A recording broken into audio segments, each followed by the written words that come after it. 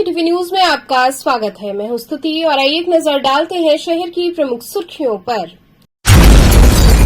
पूर्व भारतीय क्रिकेटर व पूर्व सांसद नवजोत सिंह सिद्धू आए काशी। पत्रकारों से बातचीत में कहा, पत्नी की बाबा काशी विश्वनाथ की प्रबल इच्छा को पूरा करने आए काशी।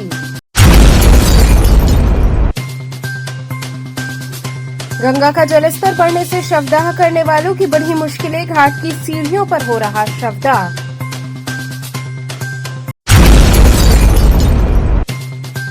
मां गंगा निषाद्रा सेवा न्यास द्वारा वीरांगना फूलन देवी का मनाया गया शहादत दिवस।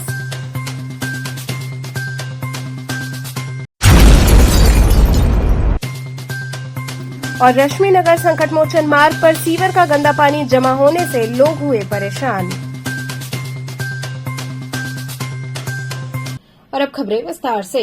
पूर्व भारतीय क्रिकेटर व पूर्व सांसद नवजोत सिंह सिद्धू काशी आए। पत्रकारों से बातचीत में कहा, पत्नी की बाबा काशी विश्वनाथ की प्रबल इच्छा को पूरा करने काशी आए हैं। पूर्व भारतीय क्रिकेट खिलाड़ी व पूर्व सांसद नवजोत सिंह सिद्धू मंगलवार को काशी पहुंचे। इस दौरान पत्रकारों से बातचीत में उन्होंने कहा कि लक्ष्मी, शरीर, प्राण ये सब चलायमान है, धर्म स्थिर अडिग है और बाबा विश्वनाथ की नगरी आदि अनंत नगरी है। उन्होंने कहा कि मेरी पत्नी कैंसर पीड़ित है और उनकी प्रबल इच्छा थी कि वो बाबा की नगरी में आकर बाबा श्री काशी विश्वनाथ का दर्शन करें। उन्होंने कहा कि माता विशालाक्षी का हुक्म भी है। मेरी इच्छा है कि ये जो पुराना शक्तिपीठ है, मैं वहां 3-4 दिन रहूं। उन्होंने कहा कि यहां आने का मकसद राजनीतिक बिल्कुल नहीं है, इसलिए मैं आप सबसे अनुरोध करूंगा कि मुझसे कोई राजनीतिक सवाल ना पूछें। मेरा आने का मकसद यहां आकर बाबा का दर्शन कर अपनी पत्नी की इच्छा को पूरा करना है और यहां की आबो हवा से कुछ ऐसा लेकर जाना है जो शरीर और इंद्रियों से परे है। उन्होंने पत्रकारों का धन्यवाद दिया। इसके साथ ही कांग्रेस के प्रदेश प्रांतीय अध्यक्ष अजय राय द्वारा उनके आने और दर्शन पूजन के लिए की गई व्यवस्थाओं को लेकर उनको भी धन्यवाद दिया। क्रिटिसाइज भी कर रहा गया है, तो जिस तरह से संबंध अभी बन रहे हैं और मोहब्बत का पैगाम यहाँ से बंदे उड़ के वहाँ जा रहे हैं, वहाँ से बंदे यहाँ उड़ के आ रहे हैं, शादीशुदा महिलाएं वहाँ से यहाँ से। देखिए, मैंने आपको पहले कहा था राजनीति से यहाँ पे दूर, और मैं क्या कह रहा हूँ कि देखिए, आपने सवाल पूछा, मैंने जवाब दिया। मैं इससे परे हूँ और मैं अपनी धर्मपत्नी को यहाँ एक धर्मस्थली पे धर्म कार्य के लिए लाया, इसलिए मुझसे इन सवालों की बिल्कुल, अगर मैं यहाँ प्रचार करने आया होता तो मैं आपके समझ लो, विश्व के कल्याण में हम सबका कल्याण है। भगवान के साथ मैं सौदेबाजी नहीं करता हूँ दोस्त। मैं जब भी बाबा से प्रार्थना करता हूँ, शीश झुका के कहता हूँ, मुझे मांगना नहीं आता, मुझे अपना बना लो, सुख दुख का साझी, और उनका अपना हूँ मैं, बस। धन्यवाद। गंगा का जलस्तर बढ़ने से शवदाह करने वालों की मुश्किलें बढ़ गई हैं। घाट की सीढ़ियों पर शवदाह किया जा रहा है। गंगा का जलस्तर बढ़ने के साथ ही लोगों की धड़कनें तेज हो गई हैं। वहीं घाटों पर शव जलाने वाले लोगों के सामने समस्या उत्पन्न हो गई है। शवदाह पहले गंगा मिट्टी पर होता था, वहीं अब लोग शव घाट की सीढ़ियों पर जलाने लगे हैं, जिसके चलते समस्या उत्पन्न हो गई है और इसके लिए एक ही सीढ़ी का रैंप बाकी भी है। वहीं डोम राजा के परिवार के रहने वाले लोगों ने बताया कि गंगा का जलस्तर बढ़ने के साथ ही समस्याएं प्रारंभ हो गई हैं। गंगा का जलस्तर बढ़ने से जो शवदाह नीचे होता था वो आज घाट की सीढ़ियों पर किया जा रहा है। गंगा का जलस्तर और बढ़ेगा तो गलियों में ये कार्य करना होगा, जिससे और भी समस्या बढ़ेगी। वहीं अगर मारुति नगर की बात करें तो गंगा का जलस्तर बढ़ने के साथ ही नाला भी भर गया है। जैसे ही लगभग 2 फीट और जलस्तर बढ़ा तो पानी नाले से ओवरफ्लो कर जाएगा। पानी बढ़ने के साथ ही नाले के आसपास रहने वाले लोगों की समस्याएं भी बढ़ने लगी हैं। फिलहाल शासन और जिला प्रशासन बाढ़ को लेकर पूरी तैयारी कर चुका है तथा हर तरफ अपनी निगाहें बनाए हुए हैं। पहले यहाँ से आपको मंदिर के पीछे चलता था, पूरा बढ़िया बेकायदे जलाने की जगह है। पानी बढ़ते चला रहा है, इसलिए जलाने के लिए बहुत दिक्कतें हो रही है और बॉडी वाले को बहुत दिक्कत हो रही है। आप देख रहे हैं वहाँ इतनी बड़ी खाली एक ही फर्श खाली है, जिसमें लाइन बाई लाइन से बॉडी जल रही। उसके बाद इस पर भी जलती थी और ऊपर सरकार पत्थर लगा दिया, जलाने में दिक्कत हो रही है। समस्याएं आ रही है। समस्या तो बहुत आ रही है। मुँह वाले की भी बैठने की जगह नहीं मिल रहा है, छाँव नहीं मिल रहा है, घाम मिल रहा है। इधर हम लोग भी जला रहे हैं, हम लोग को जलाने की जगह नहीं मिल रहा है। इसके बाद और इस पर पानी आ जाएगी तो पीछे गलियों में ला चलते हैं। यहाँ पे समस्या तो बहुत है। इस पे पहले पत्थर लगा नहीं था, तो पहले सब कोई बोले पत्थर लग जाएगा तो इस पर बैरिकेडिंग लगेगा, इसीलिए कोई विरोध नहीं किया। उतने में वही लग रहा है, देखिए कोई जलेगा, कैसे काम कर रहे हैं देखिए जाए, सड़क को सट के लग रहा है। समस्याएं कितनी आ रही है? अरे बहुत समस्या है। इसके बाद यहाँ बढ़ जाएगा तो गली में जलेगा, गली में बच्चे सब रहते हैं तो जल जाएंगे, कहाँ से होगा। तो मतलब ये चाह रहे हैं कि मतलब इसका स्थायी व्यवस्था कर दिया जी जाए। जी, कई हर बार हम लोग बोलते रहते हैं जल से बढ़ जाता, हर साल बोलते हैं, कभी अभी तक काम ही नहीं हुआ। अभी पता बोले 17 करोड़ का अभी पास हुआ है, देखिए उसका बढ़िया निर्माण हो जाए तो अच्छी बात है। मां गंगा निषाद सेवा न्यास द्वारा वीरांगना फूलन देवी का शहादत दिवस मनाते हुए उन्हें नमन किया गया। दशाश्वमेध घाट पर मां गंगा निषाद सेवा न्यास के तत्वावधान में प्रतिवर्ष की भांति इस वर्ष भी वीरांगना फूलन देवी का शहादत दिवस मनाया गया, जिसमें सभी मांझी निषाद समाज के लोगों ने अपनी श्रद्धा सुमन अर्पित की और उनके ऊपर हुए अत्याचार और उनके जीवन के संघर्षों पर चर्चा किया गया। इस मौके पर सभी ने वीरांगना फूलन देवी के चित्र पर माल्यार्पण किया और श्रद्धा सुमन अर्पित करते हुए फूलन देवी अमर रहे के नारे लगाए। इसमें प्रमुख रूप से प्रमोद मांझी, शंभू निषाद, अजीत साहनी, पृथ्वी मांझी इत्यादि लोग शामिल रहे। फूलन देवी अमर रहे, अमर रहे, अमर रहे। फूलन देवी अमर रहे, अमर रहे, अमर रहे। वाराणसी प्रधान डाकघर में जनजातीय उत्पाद कत्था पर विशेष आवरण व विरूपण का विमोचन हुआ। आजादी का अमृत महोत्सव के तत्वावधान में भारतीय डाक विभाग द्वारा पूरे देश में जनजातीय उत्पादों पर 75 विशेष आवरण जारी किए जा रहे हैं। इसी क्रम में वाराणसी परिक्षेत्र के पोस्टमास्टर जनरल कृष्ण कुमार यादव ने वाराणसी के प्रगतिशील किसान पद्मश्री चंद्रशेखर सिंह और प्रवर डाक अधीक्षक राजन राव संघ जनजातीय उत्पाद कत्था पर विशेष आवरण व विरूपण का विमोचन प्रधान डाकघर वाराणसी में आयोजित एक कार्यक्रम में किया। इस विशेष आवरण पर अंतर्राष्ट्रीय अन्न वर्ष पर जारी डाक टिकट लगाकर इसका विरूपण किया गया।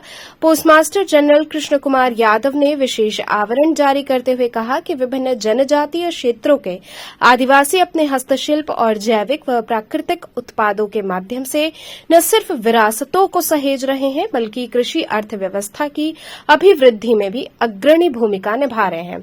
कत्था खरवार जनजाति का उत्पाद है। इस जनजाति ने सबसे पहले इसके अर्क को अपने व्यवसाय के रूप में एकत्र करना शुरू किया था।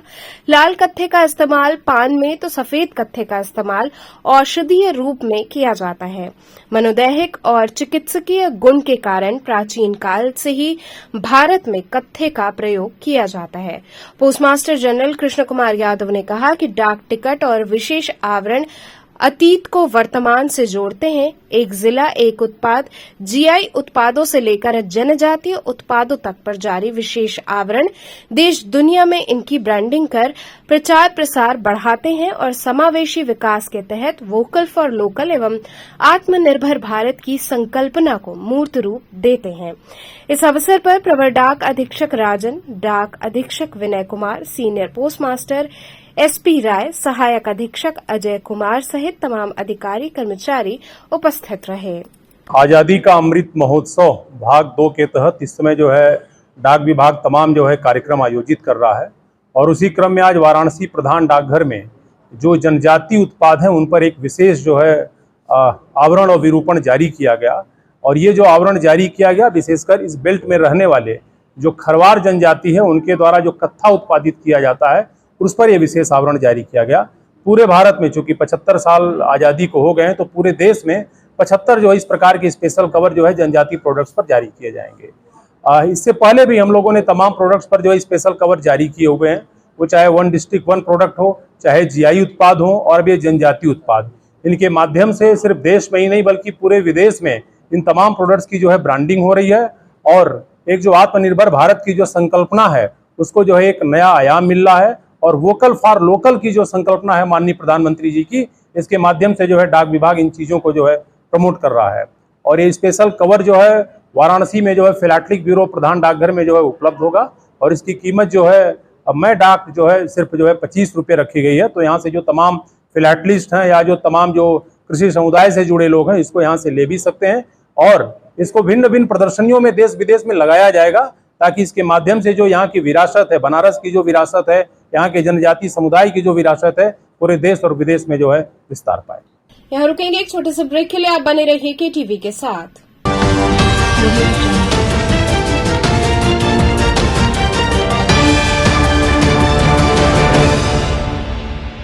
खबरों से जुड़े रहने के लिए हमारे चैनल KTV वाराणसी को सब्सक्राइब करें और लेटेस्ट अपडेट्स के लिए बेल आइकन को प्रेस करें।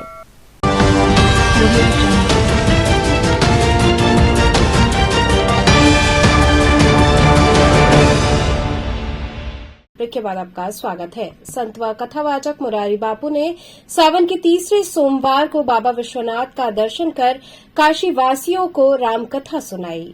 धर्म की नगरी काशी में सावन के तीसरे सोमवार को विश्वनाथ धाम में कथावाचक मुरारी बापू की कथा का आयोजन किया गया। हजारों की संख्या में शिव भक्त सोमवार को मुरारी बापू की कथा में शामिल हुए। श्रावण मास में 12 ज्योतिर्लिंग के दर्शन पर निकले मुरारी बापू रविवार को केदारनाथ मंदिर के दर्शन के पश्चात वाराणसी पहुंचे। केदारनाथ के पश्चात द्वितीय ज्योतिर्लिंग श्री काशी विश्वनाथ का दर्शन और कथा के बाद वैद्यनाथ धाम में दर्शन के लिए रवाना हुए। इस दौरान विश्वनाथ धाम में गंगा के समानांतर प्रवाहित मानस कथा में श्रद्धालुओं ने गोते लगाते हुए रोम रोम को तर किया। मुरारी बापू ने भगवान शिव का निवास के लिए काशी को चुनना सहित कई प्रसंगों का वर्णन किया। कथा से पूर्व उन्होंने बाबा श्री काशी विश्वनाथ का अभिषेक करते हुए दर्शन पूजन किया। संत व कथावाचक मुरारी बापू ने कहा कि काशी में जितना प्रकाश है उतना प्रकाश कहीं और नहीं मिलेगा। सूर्य का संपूर्ण लक्षण काशी में है, तो दुनिया की हर आध्यात्मिक धारा ने काशी को छुआ है। नास्तिक हो चाहे विधर्मी, हर कोई काशी आया और काशी आकर मंदिरों का ध्वंस भी किया, लेकिन काशी की अजस्त्र धारा आज भी प्रवाहमान है। राम नाम की महिमा बताते हुए बापू ने कहा कि राम महामंत्र का निरंतर जप व्यक्ति की दशा बदल सकता है। उन्होंने कहा कि भगवान का नाम भाव से लेना चाहिए, अगर भाव ना जगे लेकिन फिर भी प्रभु का नाम लेना चाहिए।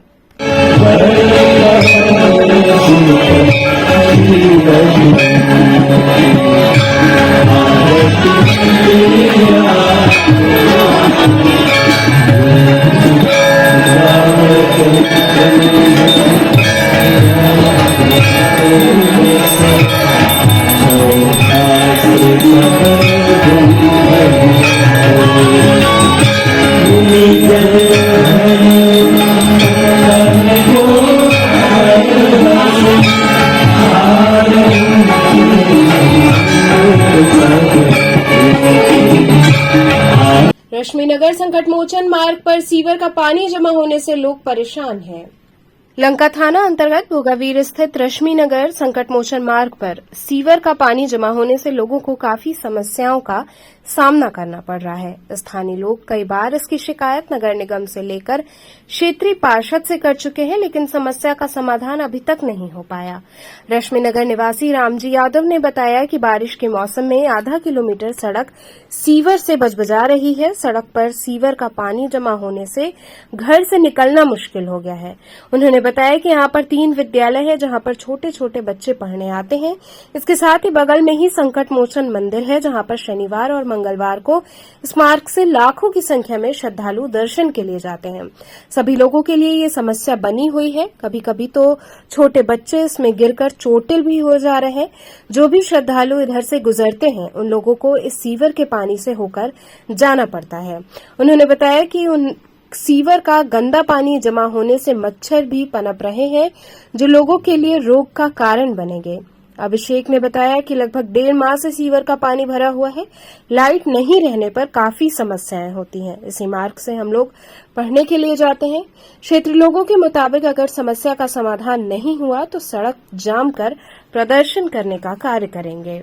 समस्या है कि इसके पहले जो सभासद थे कमल पटेल, वो रात दिन अपना देखते रहे क्या क्या दिक्कत है, वो तुरंत दूसरे दिन बनवा देते रहे। ये दूसरा नया सभासद ये आए हैं, कोई काम नहीं कर पा रहे हैं। कम से कम ये महीना भर से चल रहा है, बरसात के पहले से। एक बार अगल बगल वाले रामवीर सिंह जो पैसा देकर बनवाए, एक दिन सही रहा, फिर दूसरे दिन जाम चालू हो गया।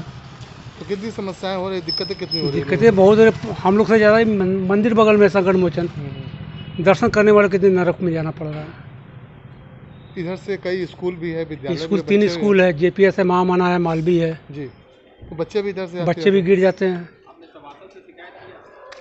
सभासद का रोज आना जाने इसी रास्ते से लंका पे रोज देखते हैं।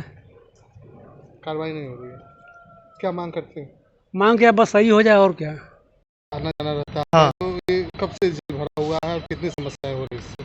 हमें लग रहा है 1-1.5 महीना से भरा हुआ है और काफ़ी दिक्कतें होती हैं। मतलब ईंटें लगा के जाने पड़ते हैं और रात में जैसे कि लाइट नहीं जलती है तो काफ़ी दिक्कत होता है।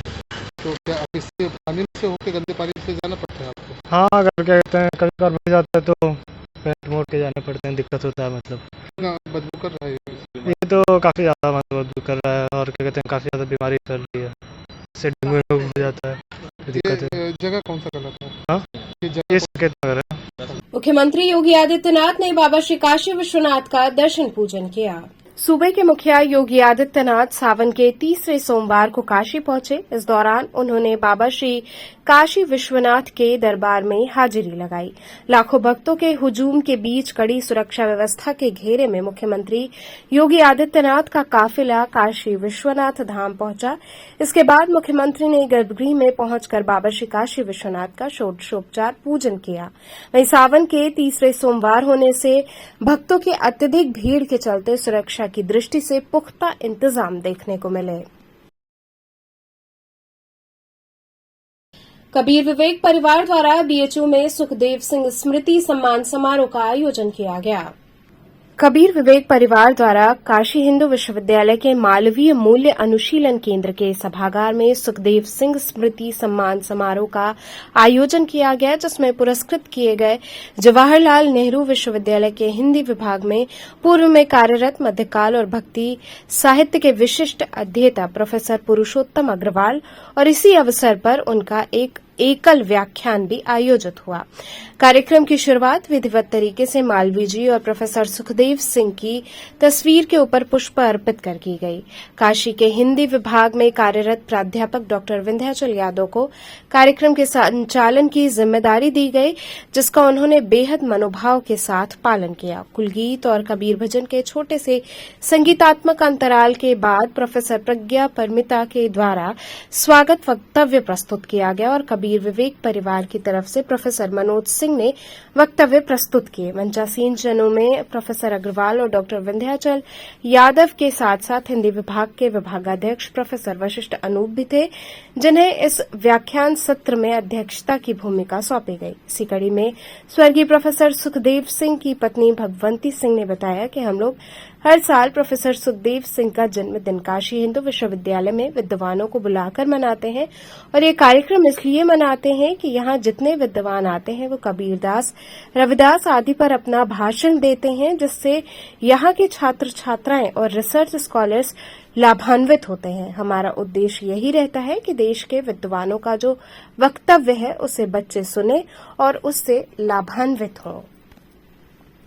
हम लोग उनका जन्मदिन काशी हिंदू विश्वविद्यालय में मनाया करते हैं और इस विश्वविद्यालय में जन्म तिथि मनाने का ही कार्यक्रम नहीं है, अपितु जो विद्वान है, विशेष विद्वान, उनको हम लोग आमंत्रित करते हैं ताकि वे कबीर पर या रविदास पर अपना अभिभाषण दें और उससे छात्र जो हैं और छात्राएँ, रिसर्च स्कॉलर्स लाभान्वित हैं। तो इस जन्मदिन को मनाने का ध्येय हम लोगों का यही रहता है और इससे रहता है कि जो विशेष प्रकार के विद्वान आए हुए हैं उनके वक्तव्य को वो सुने और शोधार्थी जो हैं वो लाभान्वित हों। तो यही हम लोगों का मनोबल है। हमारा कबीर विवेक परिवार हर साल इसी तरह से इस आयोजन को करता है।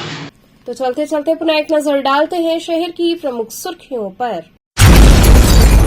पूर्व भारतीय क्रिकेटर व पूर्व सांसद नवजोत सिंह सिद्धू आए काशी। पत्रकारों से बातचीत में कहा, पत्नी की बाबा काशी विश्वनाथ की प्रबल इच्छा को पूरा करने आए काशी। गंगा का जलस्तर बढ़ने से शवदाह करने वालों की बढ़ी मुश्किलें, घाट की सीढ़ियों पर हो रहा शवदाह।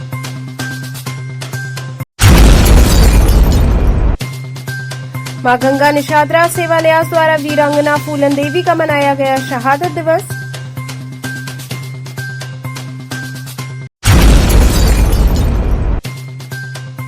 और रश्मि नगर संकट मोचन मार्ग पर सीवर का गंदा पानी जमा होने से लोग हुए परेशान।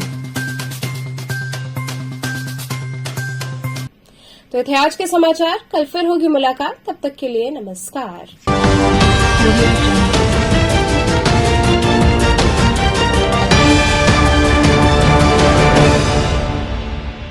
खबरों से जुड़े रहने के लिए हमारे चैनल KTV वाराणसी को सब्सक्राइब करें और लेटेस्ट अपडेट्स के लिए बेल आइकन को प्रेस करें।